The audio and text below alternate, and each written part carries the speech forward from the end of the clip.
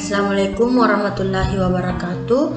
Perkenalkan, saya Nasra Natania dengan NIM 200204602030 dari Prodi Teknik Elektro D4.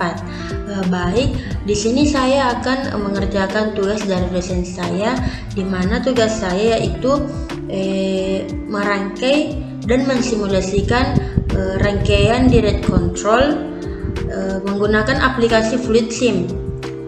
Di sini adapun soal saya di sini yaitu sempurnakanlah gambar-gambar berikut seperti ini. Di sini saya akan melengkapi komponen-komponen untuk menjalankan direct control ini. Kemudian sebutkan nama-nama komponen yang ada pada sirkuit tersebut, kemudian jelaskan cara kerjanya, mempersiapkan komponen-komponen yang digunakan, kemudian merangkai atau merakit sirkuit direct control, kemudian mensimulasikan dioperasikan atau disimulasikan menggunakan aplikasi FluidSim. Langsung saja di sini saya membuat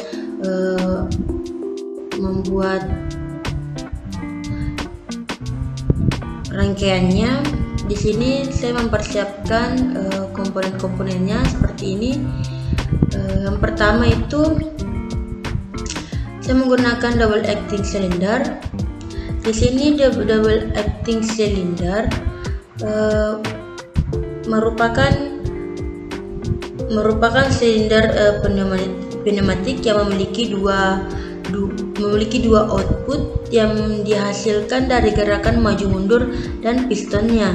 Di sini cara kerja double acting cylinder sama dengan silinder kerja tunggal, tetapi tidak memiliki pegas pengembali dan dua lubang saluran dapat dipakai sebagai saluran masukan maupun saluran keluaran secara bergantian. Kemudian ada 4 well valve, 4 per well valve. Kemudian di sini kita menggunakan unit atau biasa disebut kompresor untuk output B, dan di sini saya menghubungkan antara double acting cylinder dan silinder lainnya.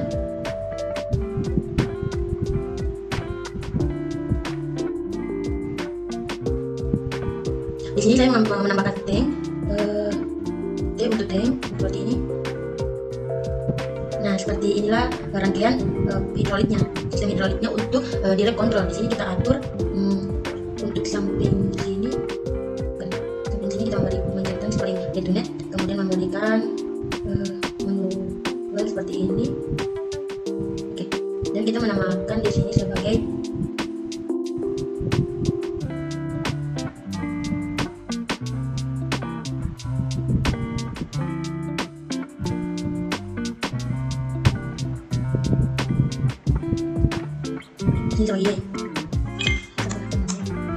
Nah, seperti ini diagram sirkuit hidroliknya.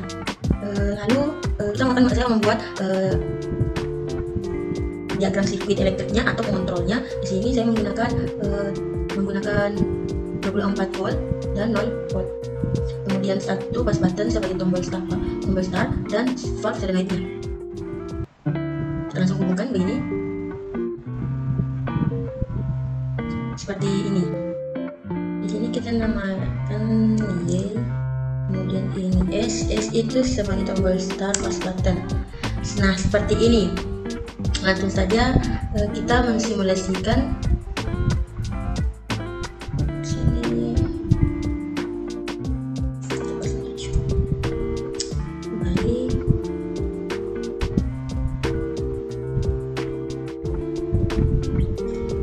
Nah, di sini rangkaian sirkuit hidroliknya sudah jadi. Sedikit saya jelaskan mengenai cara kerja dari komponen-komponen direct control pada sistem hidrolik ini. Saya jelaskan lagi komponen 4 per way valve ini atau biasa disebut dengan solenoid, yaitu memiliki cara kerja sebagai memanfaatkan prinsip elektromagnetik. Bagian yang mendapatkan tegangan berubah menjadi medan magnet yang membuka atau menutup piston atau silinder. Mesin akan menganalisis data dari sensor speed, X, dan lead. Sederhananya solenoid valve ini katup akan bekerja ketika kumparan mendapatkan tegangan dan berubah menjadi medan magnet. Langsung saja di sini di sini gambar di samping adalah alat penyortir balok-balok besi yang berat. Nah, pada waktu tombol ditekan, silinder mendorong balok besi, dan bila tombol dilepas, silinder kembali ke posisi semula. Kita buktikan dengan mensimulasikan rangkaian saya ini. Nah, ketika tombol start ditekan, nah maka silinder ini akan mundur atau mendorong besi, dan kemudian ketika saya melepas tombol, maka silinder akan kembali ke posisi semula. Saya ulang. Ketika saya menekan tombol start, silinder ini akan mendorong balok besi. Kemudian ketika saya melepas tombol start, maka silinder akan kembali ke posisi semula. Seperti itu. Seperti itulah cara kerja diagram sirkuit hidrolik direct control ini. Baik, selanjutnya rangkaian kedua yaitu rangkaian indirect control. Nah, di sini saya disuruh untuk melengkapi diagram-diagram tersebut. Nah, diagram ini adalah diagram sirkuit elektrohidrolik. Saya di sini saya disuruh membandingkan dengan tugas direct control. Kemudian saya akan melengkapi diagram-diagram yang kosong ini seperti ini. Kemudian saya disuruh untuk menyebutkan nama-nama komponen dan menjelaskan cara kerjanya. Langsung saja. Di sini saya sudah siapkan komponen-komponen yang akan digunakan untuk merangkai diagram sirkuit hidrolik indirect control ini. Sama seperti tadi, di sini menggunakan double acting cylinder, kemudian menggunakan one way flow control valve. Di sini saya putar 90 derajat, kemudian menggunakan 4/1 valve juga, kemudian menggunakan pump juga, kemudian menggunakan pressure relief valve seperti ini, dan di sini menggunakan tank. Pertama saya akan menghubungkan dulu antara double acting cylinder ke one way flow dan menghubungkannya lagi seperti ini. Kemudian ini di sini kita juga menggunakan tank.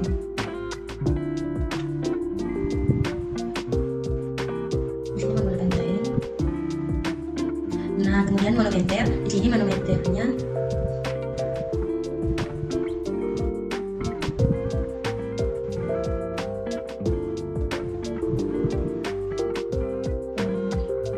seperti ini.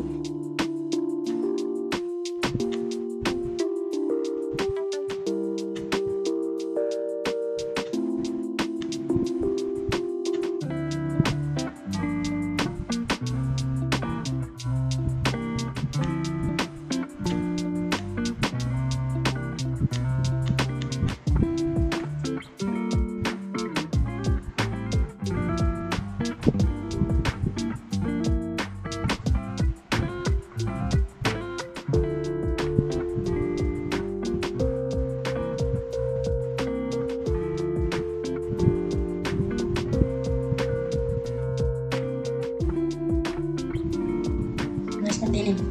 Di sini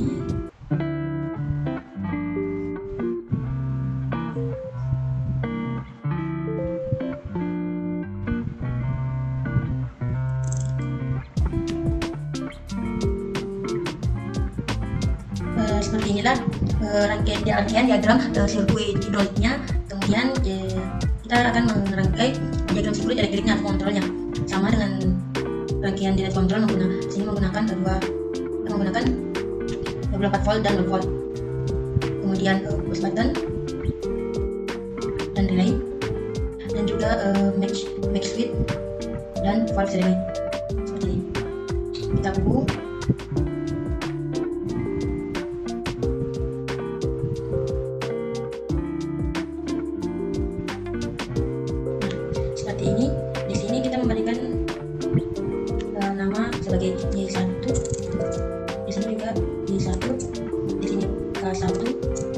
bakal satu di sini teman SOSR.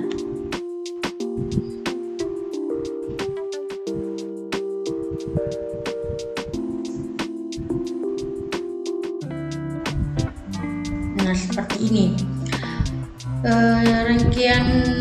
rangkaian indirect controlnya seperti ini. Langsung saja kita mensimulasikannya.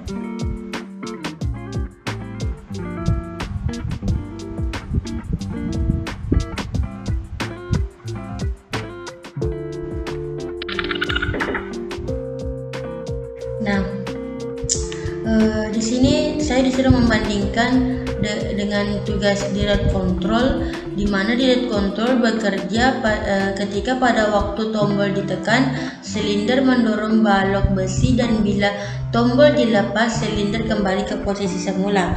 Kita bandingkan apa saja perbedaan antara direct control dan indirect control. Langsung saja di sini saya menekan tombol. Saya menekan tombol start, silinder ini mendorong balok besi dengan waktu yang diatur oleh one way flow ini, dan ketika saya melepas tombol pun, silinder pun akan kembali ke posisi semula.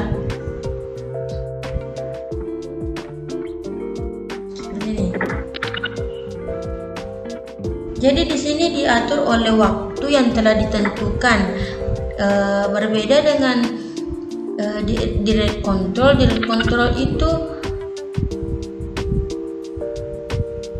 tidak menggunakan waktu atau timer.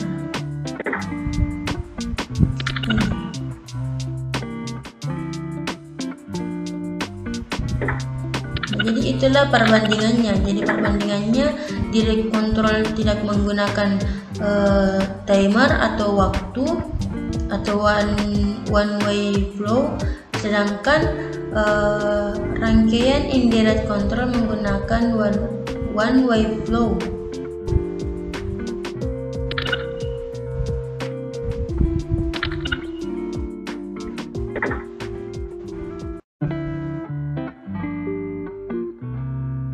Baik, seperti itulah rangkaian saya dan penjelasan saya. Sekian dan terima kasih. Assalamualaikum warahmatullahi wabarakatuh.